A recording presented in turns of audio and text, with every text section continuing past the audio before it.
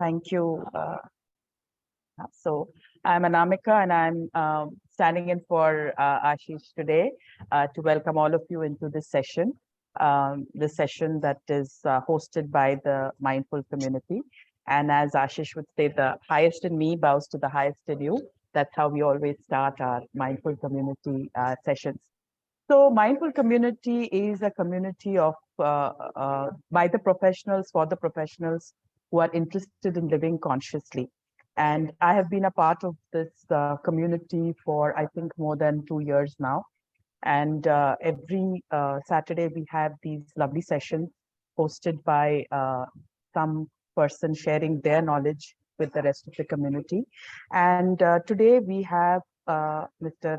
Sandeep, who's going to be with us, Mr. Sandeep Nigam. So let me take this opportunity of giving a brief introduction of Mr. Sandeep.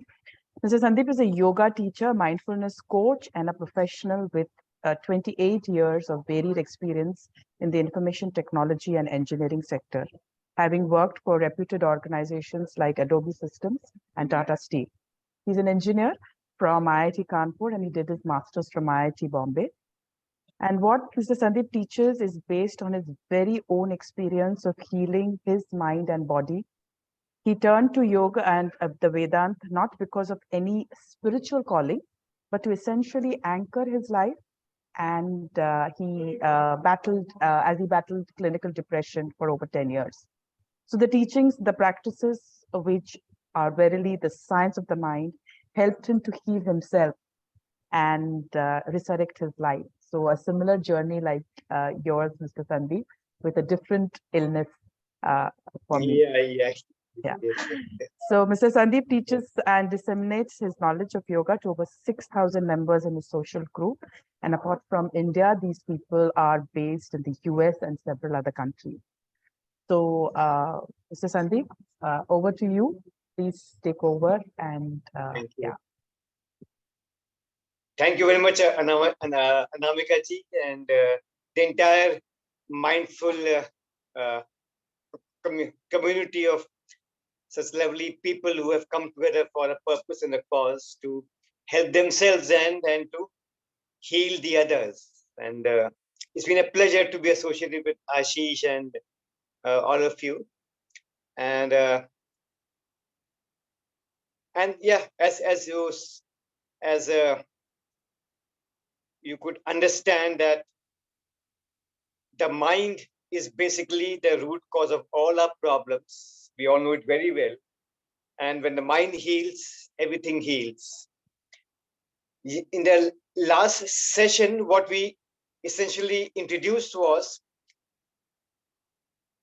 the very subject being yoga for the mental health. And essentially what is the most unfortunate misunderstanding about yoga is that it is just a form of physical exercise. And that's what I am trying to dispel, that yoga is actually for the mind through the body. We looked at the philosophical aspects, the psychological aspects, and the concepts in the last session as to why and how is it for the mind. Now, in this session, what we will do is we will try to apply those very concepts, understand what an asana is, what a yoga asana is, understand what a pranayama is, and how they actually help us to work at the level of the mind, right? Not just the body. So to just recall, those of you who were there in the last session, the very definition of yoga is yoga chitta vritti nirodh. The very definition contains chitta vritti. Chit, the mind and the entire inner instrumentation. Vritti is the modification. It's a very technical term. It's not just the thought waves, but the very fact that our mind gets modified in that experience, in those thoughts, in the object, the content of the awareness, so to speak. And Nirodha is a cessation. So yoga is the inhibition, the cessation of the modification of the mind. And then we talked about Ashtanga Yoga. Yam, Niyam, Asan, Pranayam, Pratyahar, Dharana, Dhyan, Samadhi. And how starting from the asan, pranayam, the seeker progresses gradually to the state of dhyan and samadhi. So let us discuss this sutra on asan.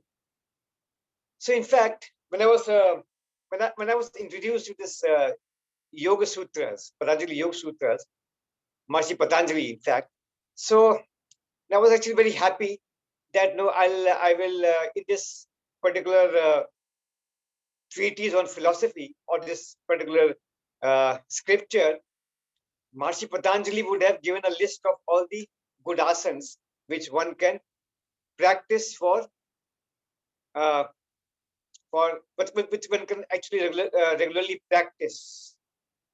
But then, as I flipped the pages, I was very disappointed that there was hardly any asana. There was hardly any asana mentioned in it.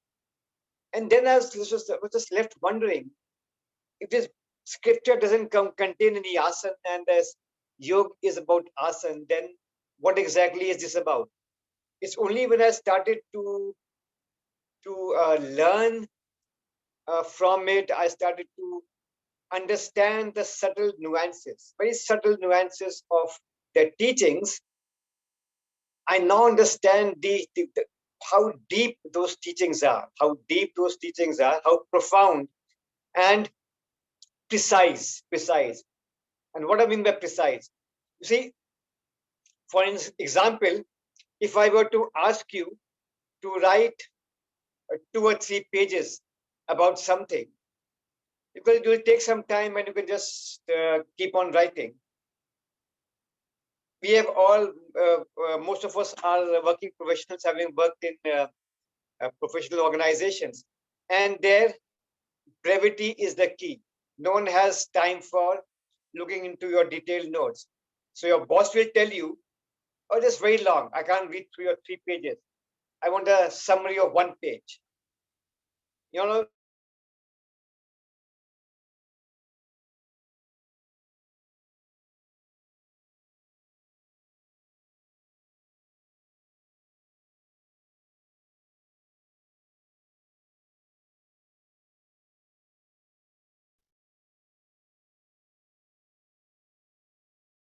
uh, I'm sorry there was a network disruption. I hope I'm back now. Can you all hear me now? Yes, yes. Thank you. So, yeah, we were at that the sutra. What a sutra is. So, from 3 pages to 1 page, it takes time. Now, someone tells you, no, even a page is too long. Give me half a page. It'll take much more time for you to think and condense it to half a page. Now, from half a page, if someone tells you, just give me one line of 3 or 4 words, now can understand if you were to just choose those 3 or 4 words to describe the whole essence of a philosophy, a concept, how much precision, how much effort that would require. So that exactly is the meaning of sutra. Sutra is an aphorism. It's an aphorism, an intensely condensed knowledge. So it's like a zip file. See, we have these computer zip files, intensely packed with, it's an intensely packed, you know, in terms of size. And you need to unzip it to a tool. So similarly, these sutras, these are very condensed, 3 or 4 words, just that, even shorter than a shlok. Even shlok is much longer. So what does Patanjali say about asana? Just as he says yoga chitta vritti nirodha, he says sthir sukham asanam, and that's it. And then when I read this, I was just left wondering, then what is this sthir sukham asanam? And if you now go to the web, Google and just search the definition of sthir sukham asanam, what you will get is people saying in any asana, in any position, you You sit comfortably and with stillness, without much movement, and that is an asana.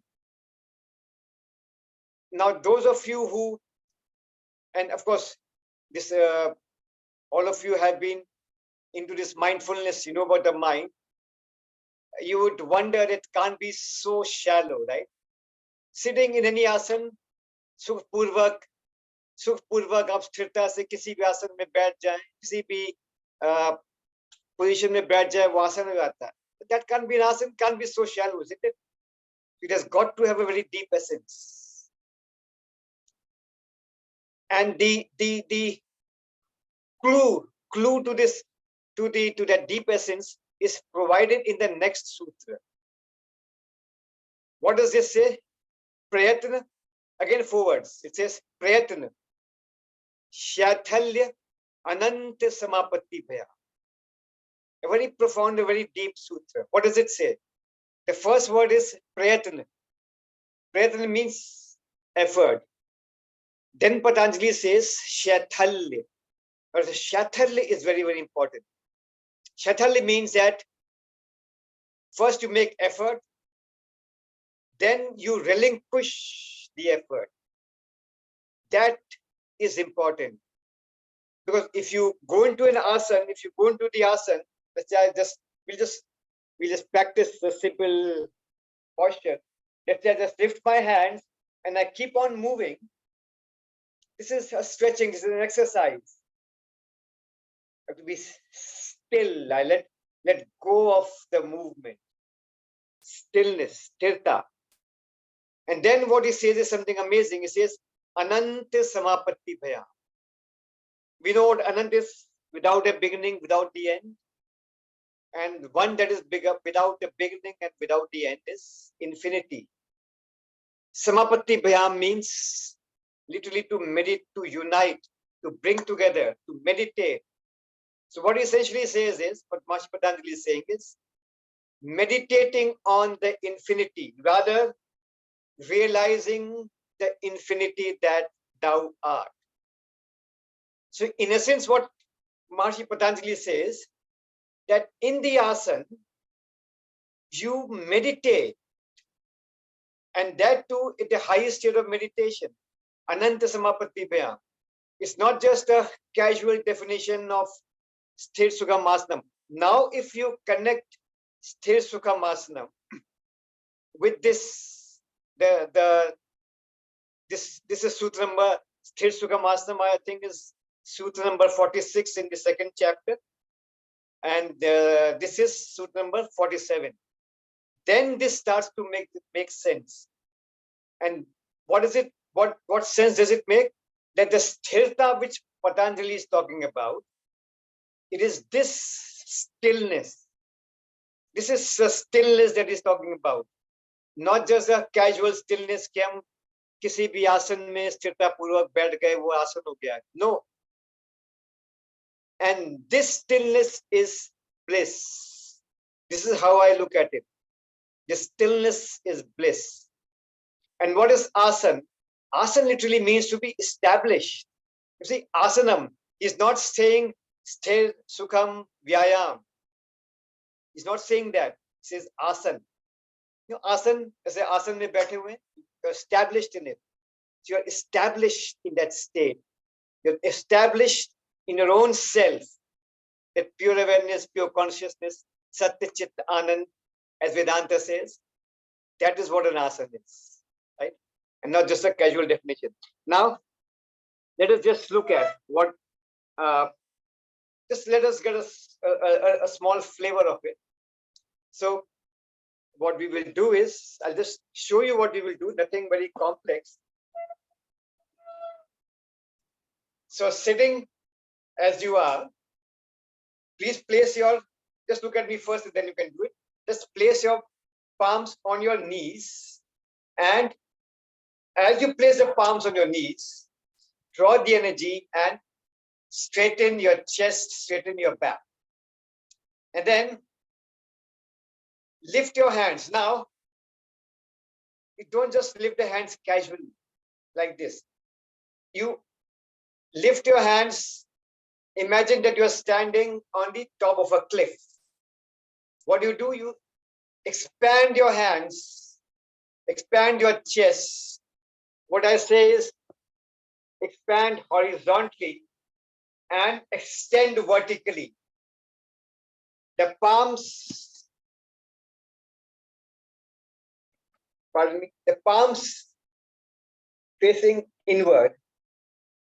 Keep the hands near your ears, straight like this.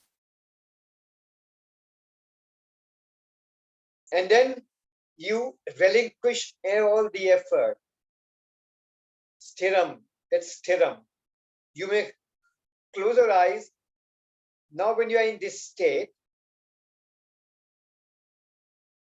be aware of all the sensations, the flow of energy sensations all along your hand, the forearm, the elbow, the shoulder, chest, wherever you can experience the flow of that energy. Hold it for as long as you're comfortable. And now to bring it down, don't just bring it down casually like this. This is dissipating the energy, isn't it? So bring it down also with complete awareness. So what is the key here? There are three important things that I'm mentioning here. One is the alignment. See, the alignment of the body, not just holding it casually by opening my fingers like this, or the elbow bend like this. The elbow is bent, the energy is gone. This is alignment, energy, that prana, one stream of energy, prana, flowing through the whole body. And the third, awareness of every movement, of every moment. Now to bring the hands down, rotate the arms so that the palms are facing sideways. And then, you see, bring them down very, very slowly. Can you see my hands coming down so slowly? And be aware of every movement of the energy, every movement of the prana as it descends within, in your hands, your shoulders, and particularly your inner palms. As you bring it down very gradually. Allow that energy, the prana, to settle down. And you are meditating on that movement of the energy. And then open the eyes gently. Right? Let's do it once. And then I'll just ask for your comments, your feedback, and we will do some course correction based on that. Okay, I'll just give the instructions and you can just follow it. Don't worry what's happening, what's not happening. I'll just take your feedback after this. So just follow my instructions. Sit straight, that's important. Place your palms on the knees. Drawing the energy, lift your chest, lift your shoulders, and now with joy, with energy, lifting your hands from the side, horizontal expansion of the chest, of your lungs, of your shoulders, and a very expansiveness itself, and gradually extending your arms up. Let the palms face inward. Bring your hands as close you can to your ears. Energize, consciously energize your shoulder, your chest, and then let go of all the movements.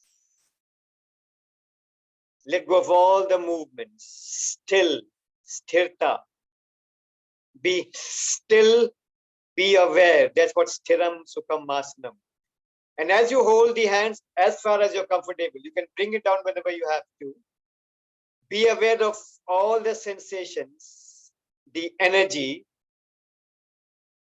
from the fingertips down to your arms, your shoulder, your chest.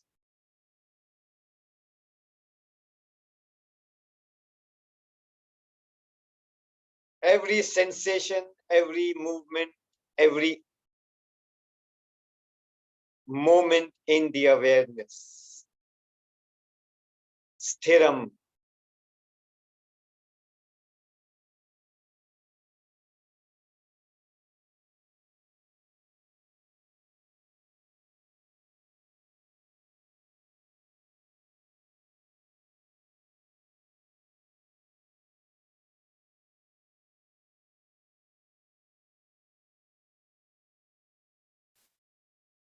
Yoga is a journey from the gross to the subtle and beyond. स्थूल से सूक्ष्म और सूक्ष्म के परे. And whenever you have to bring your hands down, rotate your arms so that the palms are facing to the side. Bring the hands down as slowly as you would, as if there is hardly any movement.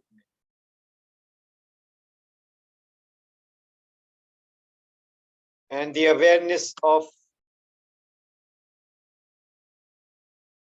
every moment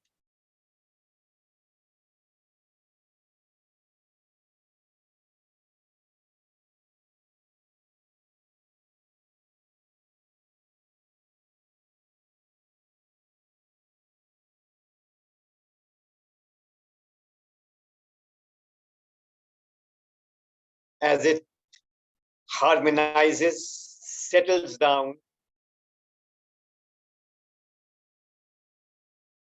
in your arms, in your chest, your shoulders, abdomen. Meditate.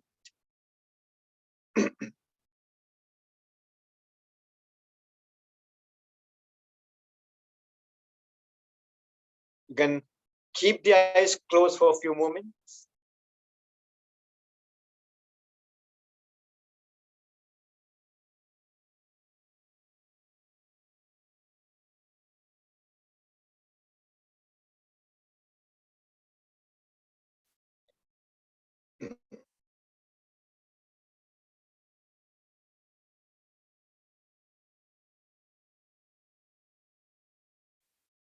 Okay.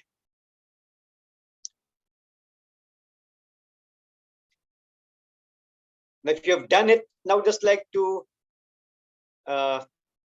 know from some of you, or if anyone would like to just share the experience, I can still see some people doing it. So let's just wait for a few moments.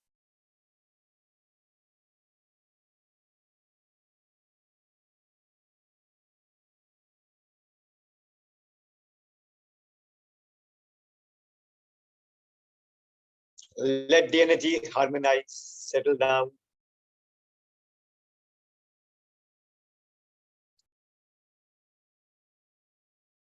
Open the eyes.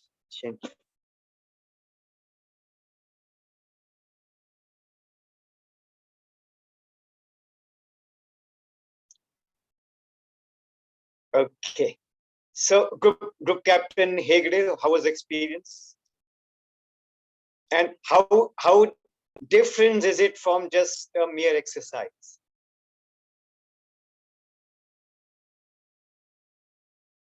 Yeah, I personally felt I keep doing certain exercises almost on a daily basis, but then this particular exercise, while doing the exercise, I felt like while I was doing the other occasions, but then when I brought down and placed my palm on the thighs, it was like almost even when I didn't reach as low, but then while coming down itself, it was a kind of blissful relief kind of a thing.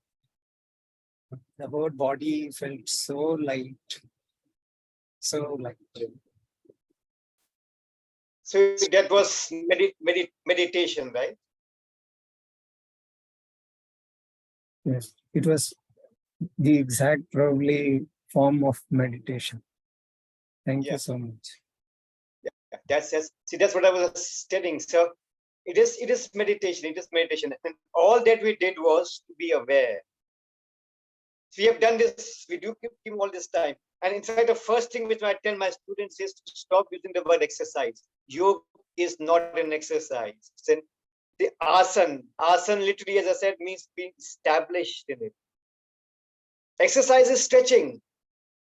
It is so very unfortunate that we have just reduced it, relegated such a profound wisdom, philosophy, practice to just a form of exercise. No, it's good, nothing wrong with it. It's good for the body, but then it's just a little periphery. As I said in the last session, it's like a 7-course dinner, and you just drink that little soup, and you say it's good. You haven't tasted the sweetest thing, the dessert, as yet. And that is where it lies. That stillness, sthiram sukham asana. And you looked at, just by lifting the hands, you energize this whole upper body. It's not just the hands.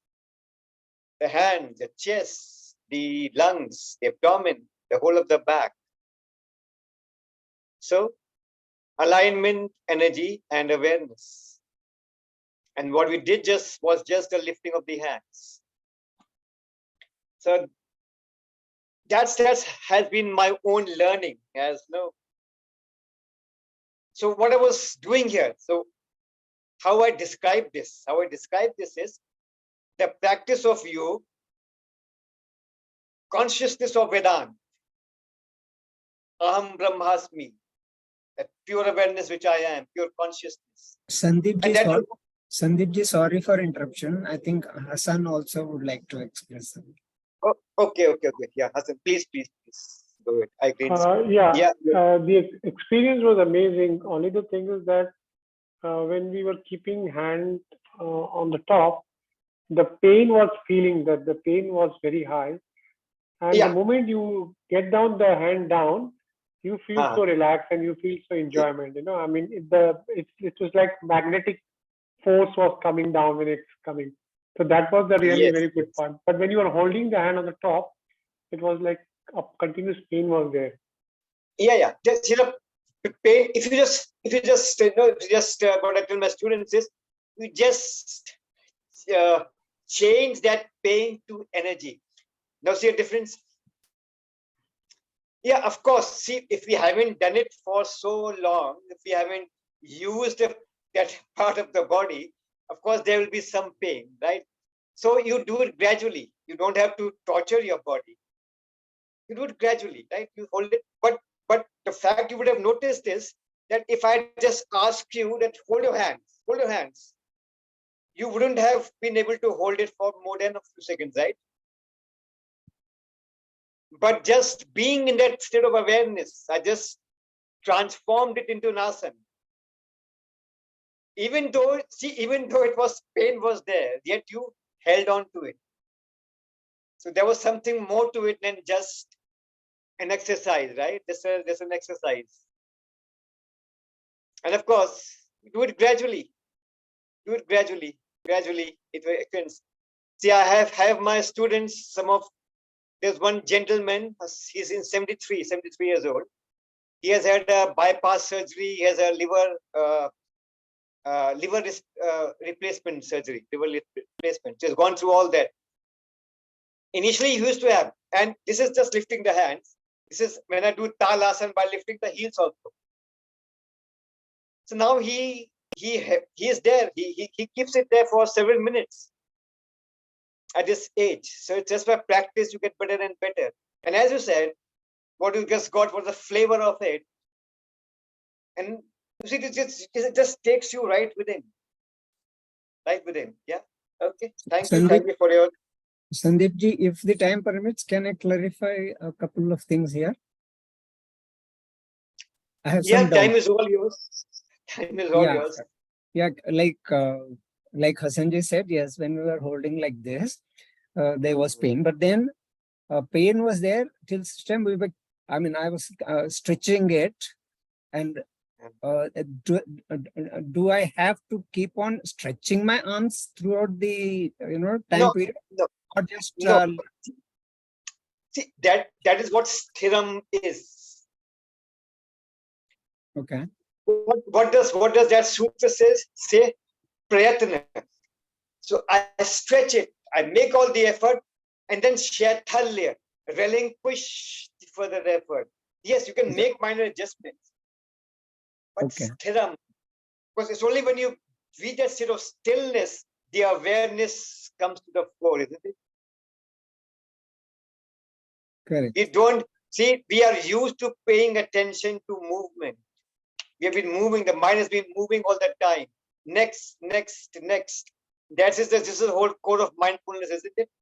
The mind is full. The mind is full.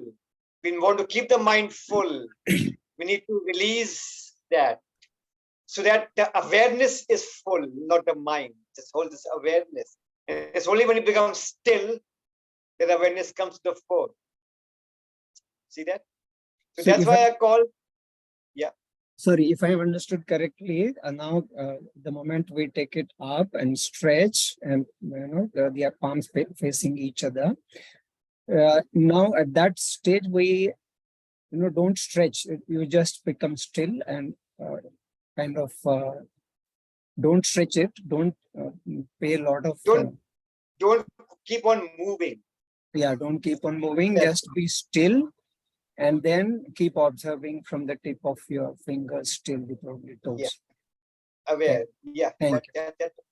So if you see what I was just saying was the practice of yoga, the consciousness of Vedanta, that's Satchittanand, and the awareness of Buddhism. This is what I would say Vipassana in motion. Okay. So the practice of yoga, the consciousness of Vedanta, and the awareness of Buddhism. That is how I look at the yogasana. I would make sense. Yes, very much. Thank you so much. Good. So that was asana. Let us just now move over to pranayama. The pranayama. Of course, if I have to speak about pranayama, it will take several minutes, but I'll just try to condense it, and then we'll do one yogic meeting. And just as a reminder, using the term asana and not an exercise. So stop using the term exercise. Now, coming to pranayama. After asana comes pranayama, the fourth limb of Ashtanga Yoga. And just look at this term. And what do you understand by pranayama, if I may hear from one of you? What do we understand by pranayama? Just give me your own understanding of what you have heard. What is pranayama? A little bit practice of breathing and breathing kind of breathing exercise, with and you're cleansing the nadis and whatever nadis you're having. Yes, but what people say is pranayama and breathing exercise. The breathing exercise. Pranayam is pran plus ayam, means controlling of the prana or the life force energy.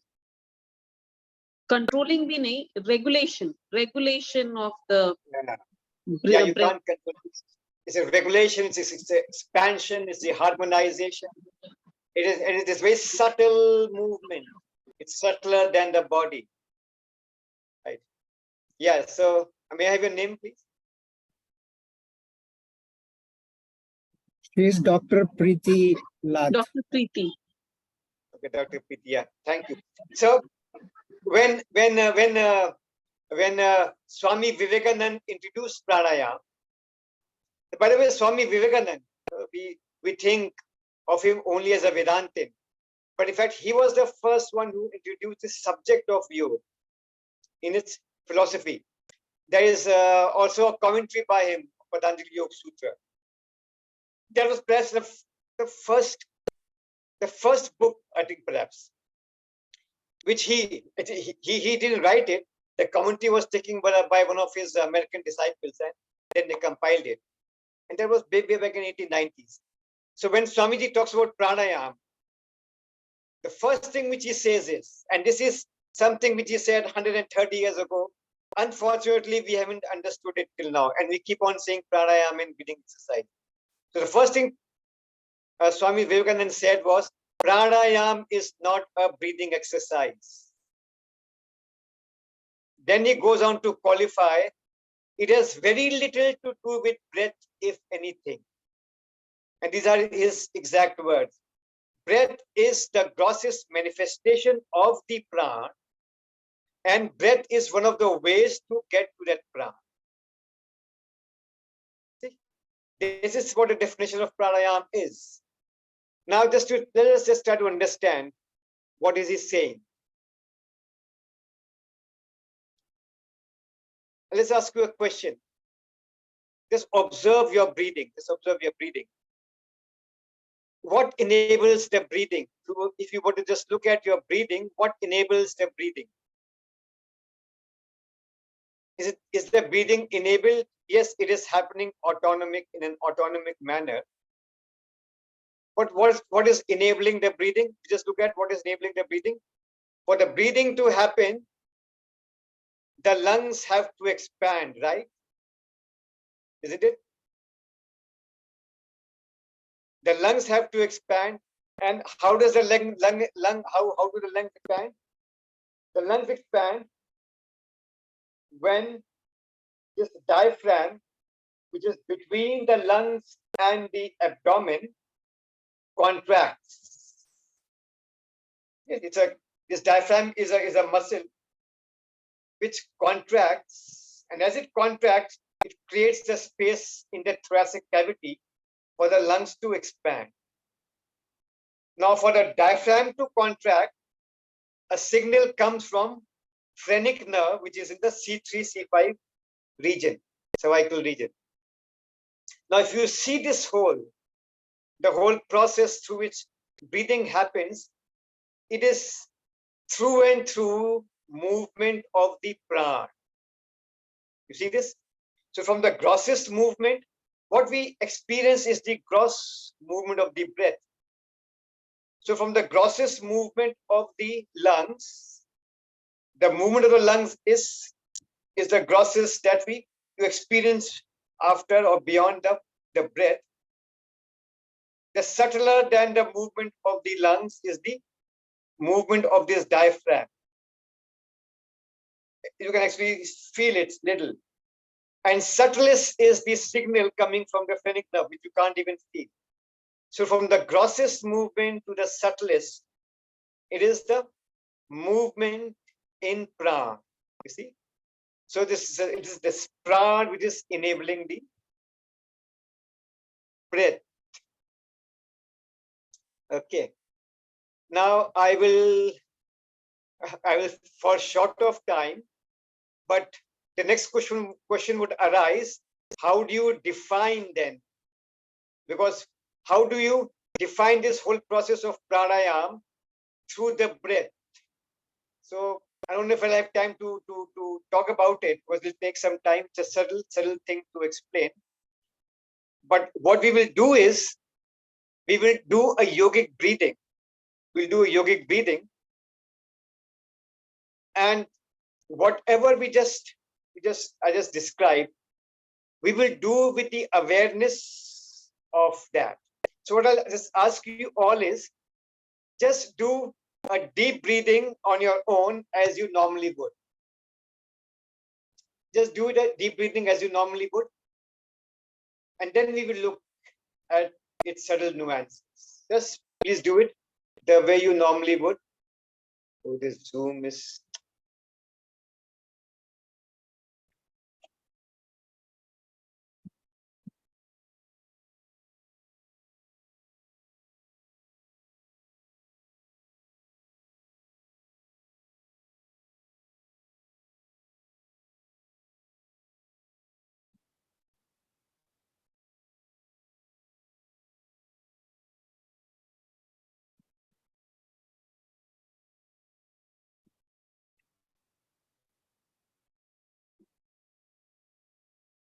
Okay.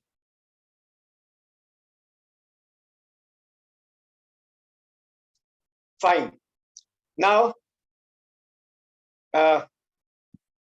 as you would have seen,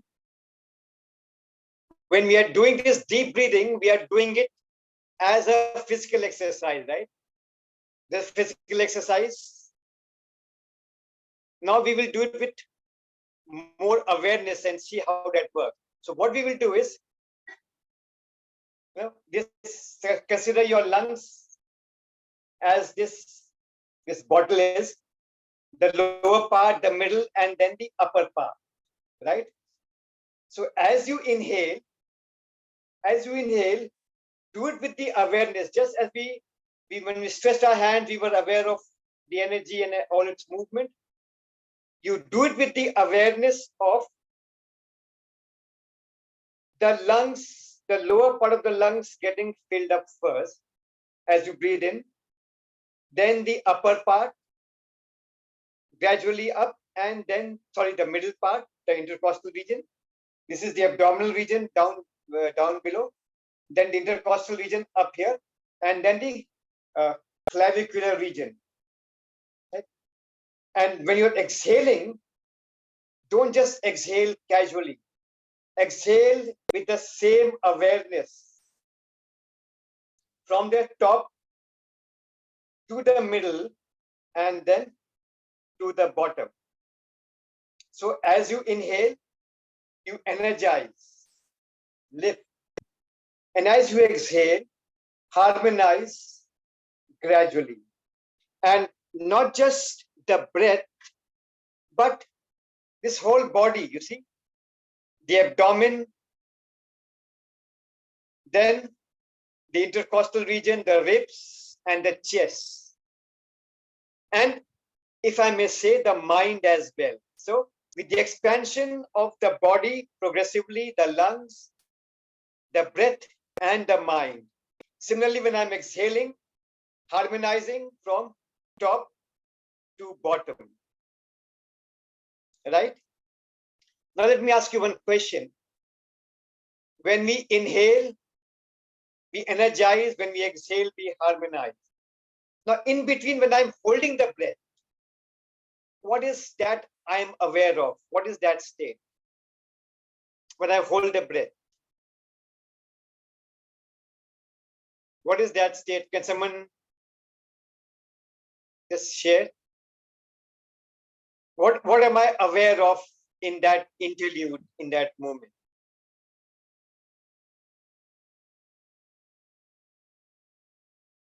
It's awareness of pran, the life as such. Yeah, that is there. But what is that state? What are you aware of? What is that state that you are in when you're holding the breath? Stillness. Existence Stillness. of the Still. self. Stillness. Still. That is something which we don't pay attention to, right? Stillness. And if I may dare say, stillness, Existence. vastness, infinity, expansiveness, right? So be aware of that stillness, the vastness, the infinity that you are. Okay? And then you harmonize. So this simple deep breathing that we do is transformed into such a profound pranayama, right? So what we will do is, I will give you a count. I will say inhale 2, 3, 4, 5, hold 2, 3, 4, 5, and exhale 2, 3, 4, 5. And we will do it with this complete awareness of energization, of stillness, the vastness, and of harmony. So we will do it for a couple of rounds. And then once we are done with it, please don't open your eyes immediately. Just stay there for some time. And I will give you the instruction when to open the eyes. Is it clear? Any questions? I think Dr. Preeti would like to say something. Huh? Can you speak Dr. louder? Preeti. I was telling that when Sandeep ji asked about what are you aware of, so Okay. I wanted to mention that at that moment, I am aware of the existence of self. Yes. Yes, that's what it's in stillness, the self shines through. Yes. You're not even aware, it just shines through. See, it just shines through, it just blazes forth. And that's why this is what I say, that the consciousness does self Sat Chit Anand of Vedanta. Infinity is bliss. Infinity itself is bliss. Stillness is bliss. Thank you. But that moment, blissful moment, it's even if it is coming for seconds, I think that's the real Yes. joyful moment. See, oh, okay. Let me ask you one thing. How do you know it is for a second? Because there's no time in it, you see. There's no mind in it. There's no time in it. There's just infinity. There's just beingness. There's no time. Why are you worried about time? See, this is the whole problem of the objective mind. Time. How much time am I still? You are still. You are infinite. That's it. Where's time in that? The time is a construct of the mind. Time comes into force. Time comes into being when there's a change. Time just is a way. The time is in the context of when there's something changing, that the time appears. There's just no time. You follow this? That's timelessness. That's what you are. Okay. And this, by the way, is not philosophy. This is as real as it could be. Good. Now, just please pay attention to two more things. Keep your back straight all the time. See, when I'm inhaling, you lift the chest, you lift the whole body up. And when we exhale, we tend to slouch the shoulder. We tend to slouch the lungs, right? So don't do that. Lift. When you're releasing, yes, the lungs will contract, but don't let your back bend or the shoulders slouch. Okay? And go deeper and deeper. You can take a back rest if you have to. Sit comfortably in any meditative posture, on a chair or Vajrasan or Sukhasana, whatever it be. Keep your back straight, close your eyes and enjoy this journey within. You can keep your hands in Gyan Mudra on your knees. Relax your forehead, relax your jaws. And let's start with exhalation. Remove all the air, all the breath from within. And now the yogic breathing with awareness. Let's begin. Inhale, 2, 3, 4, 5. Hold, 2, 3, 4, 5. Exhale, 2, 3, 4, 5. Inhale, energize, lift, expand. Hold, stillness, vastness, quietude. Exhale, harmony, body, breath, mind. Inhale, hold, exhale.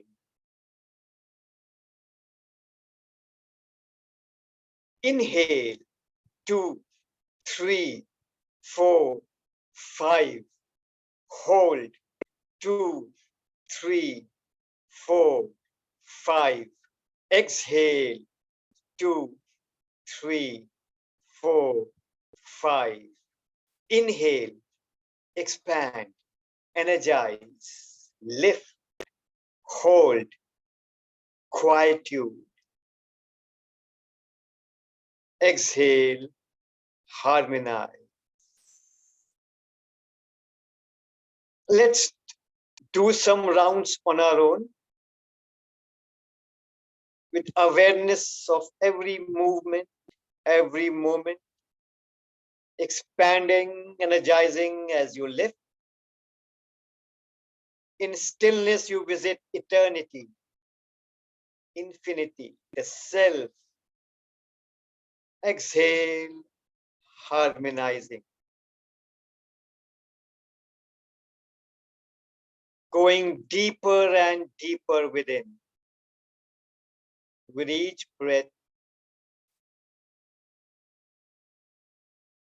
And the deeper you go, the more you expand.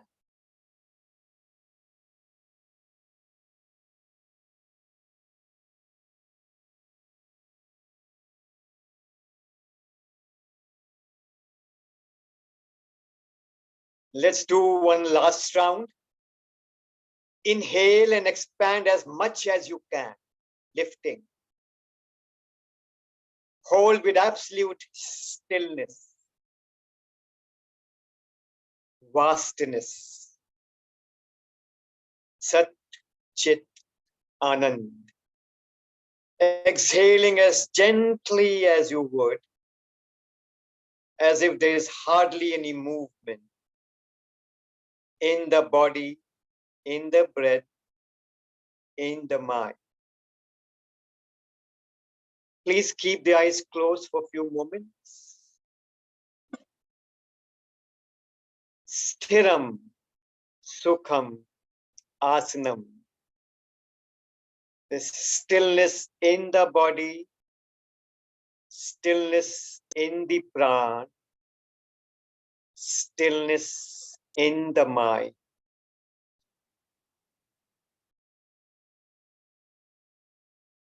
The state of being in you. We don't do yoga, we attain the state of being in you.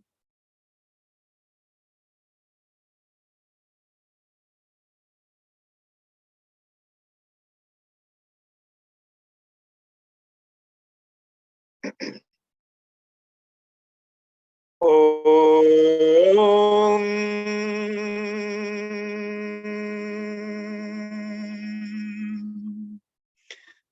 Asato Ma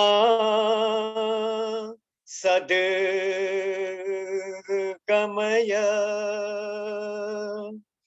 Tamso Ma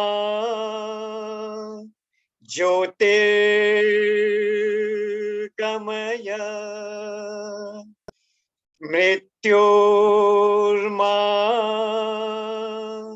Amritam Gamaya. Om Shanti Shanti Shanti.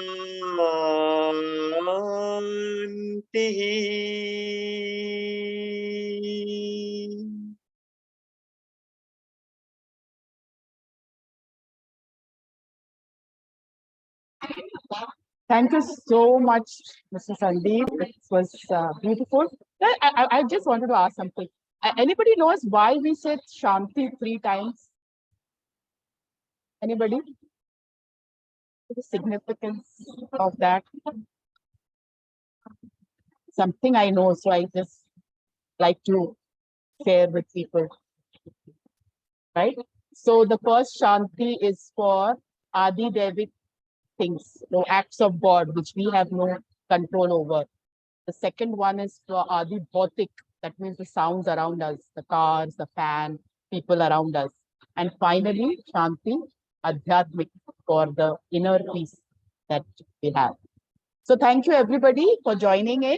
And we'll see you again next Saturday with yet another session of mindful living. Thank you. Bye-bye. Thank you so much. Thank you, Sandeep ji. Thank you, Sandeep ji. Thank you.